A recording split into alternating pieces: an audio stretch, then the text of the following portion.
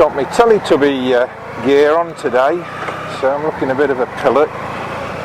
Well, it is 6:30, oh, it's 20 past 6 in the morning, so probably not so noticeable, but there you go. I don't like this Teletubby arrangement, but I think the view's a bit better, hopefully.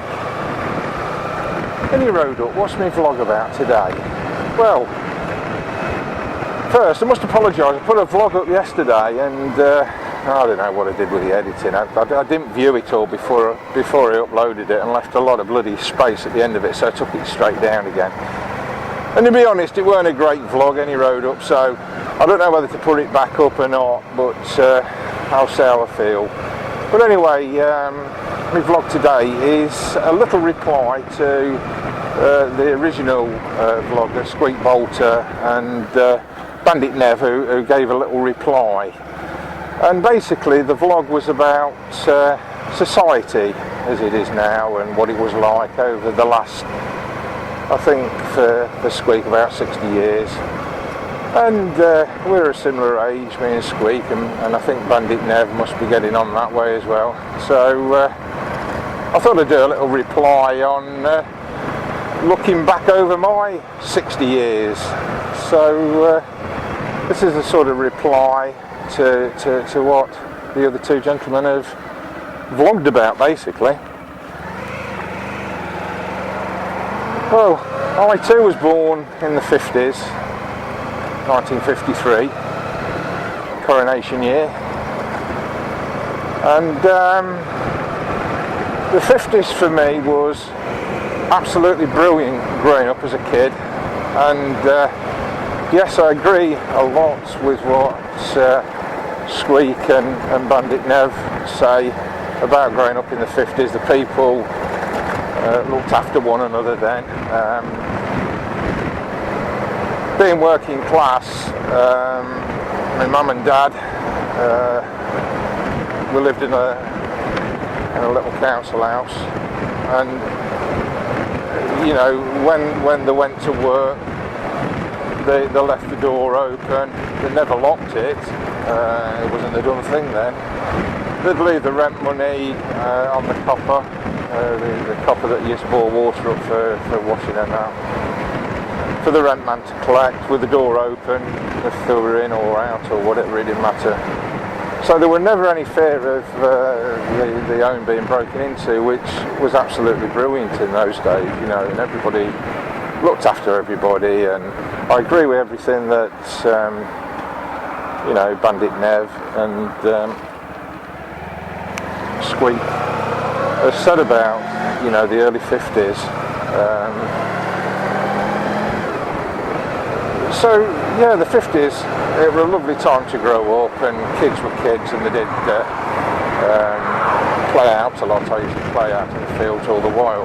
That was my main form of entertainment, just playing with other kids, marbles on the corner of the street and goodness knows what. And we used to have a lot of fun. And I did have toys. There were just normal toys like kids had. Working class kids had toys at Christmas, and you had toys. You also made a lot of toys. I remember making some rather lethal weapons, bows and arrows and catapults and God knows what. But all of that sounds very sort of a beautiful era, which I suppose it was really. It was a lovely time as a kid growing up, but you didn't actually see, as an adult, what it must have been like in the 50s. And I know that there were, you know, there were people about who weren't that pleasant. Because I believe that throughout the generations there's good people and bad people, and luckily most of the bad people are in a minority. Now whether that minority is altered in numbers over the years, I'll let you think about and see what you think. But the 50s seemed great to me. Now, I wasn't an adult at that time, so I can't tell you what it was like to live as an adult that time. But as we enter the 60s, then it became, I suppose, quite good fun if you're growing up through the 60s, or a little bit young to enjoy all the sort of rise of the Beatles. They were a little bit older than me, the Beatles and that, but they were my favourite group and what have you. Now I'm rambling on a bit, but the 60s were a great time. However, there was a lot of as well as a lot of good things in the 60s, there was a lot of bad things too. And I don't mean just the drugs and, you know, the LSD and Far Out Man and all that, and free love, and I'm on about the gangs that were about, you know, the Cray brothers, vicious gangs, horrible gangs. But they didn't affect me because I wasn't, you know, in that neck of the woods, if you like. But what I do remember quite vividly is people's total intolerance to gay people. It was awful, dreadful. I remember at school there was one lad who is gay, and it was obviously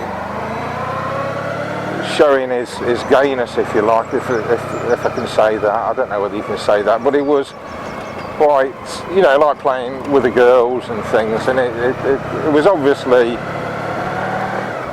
in his system, if you like. I sound awful now, I sound quite prejudiced myself. But what I'm trying to get at is the fact that as school kids were absolute bastards to him. And I'm not proud to say that. And some more than others. I mean, some were really vile. And it was the same with when, you know, people from different races came to this country. They went through hell and back, you know, with the intolerance of folks. And that includes the 50s when we got a lot of Jamaicans coming over. It was awful for them. And what I'm trying to say is that things now, they might seem quite bad to Squeak and Nev, but it's not the people themselves, I don't think. It's just my humble opinion. I don't think it's the people. I think the people are always the same. It's the minority that are bad. And unfortunately, the minority breed, if you like, another minority that follow through. So we seem to have a perpetual bloody badness, if you like, coming through society. And badness, I mean, what's badness? You get the bad person who makes life hell for every bugger else, and you also get the badness of these people, like in the 80s that Nev and Squeak were on about, the greedy bastards, basically, who were out for themselves and everything else. But again, they're in a minority. Now I'm going on a little bit, but I don't want to sound like an old man, and there's a lot of good things now. The good things to me, the main one for me, is the way people are very tolerant towards gay people. They're very tolerant towards coloured people. We mix together well. We certainly do in Leicester. I mean, it's a really multicultural area, Leicester, and everybody gets on well together from what I can see.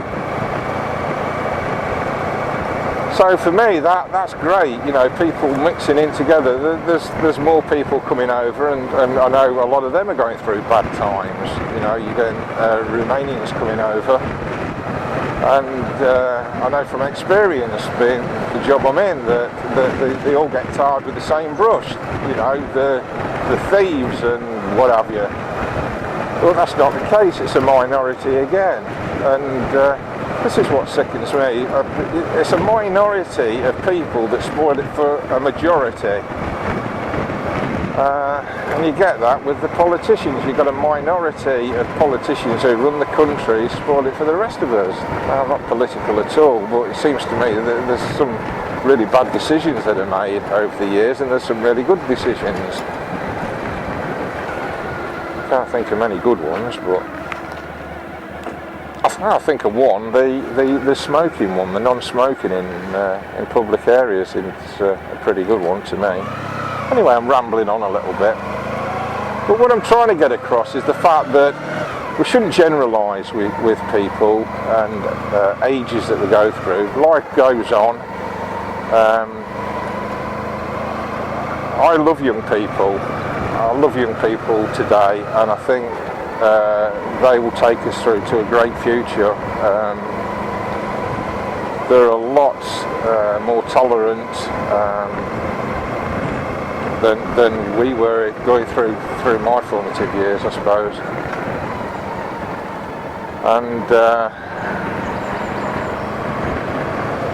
I just like young people. There's, like I say, there's the minority of young people that are right buggers, but a majority of them are just genuine people, young people, fresh people, and to be honest, there's a lot of old farts who are real miserable old bastards out there and all. And what you've got to do is look to the future, and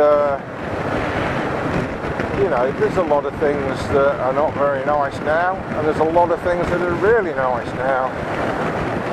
I mean, this is pretty bloody nice, being able to go out on your bike and speak to the world through bloody system and show the world your world, if you like, and get your views across. So that's pretty damn good. And I know people moan about you know, sending money to different places of the world, and why don't we look after our own? Well, it's a good thing, surely that is, that we care about other people. And I suppose if you get the politics about putting the thumbs up to, you know, since Thatcher sort of sent the troops to the Falklands and raised their profile, that, you know, the warmongers out there who just want war for political gain, put that aside. There's the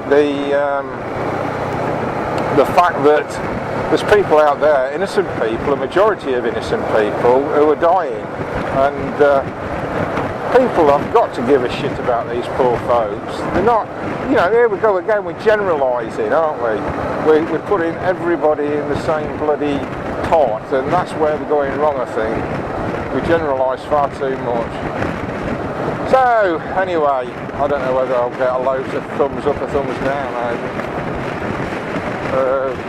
It's up to everybody to make their own decision, but I think if everybody looks a little bit closer at the situation, rather than, I know everybody goes through bad times and good times and everything else, and you know, sometimes you go through hard times, but that's life, isn't it? And I think it's always been the case. So anyway, that's my 4 penneth, and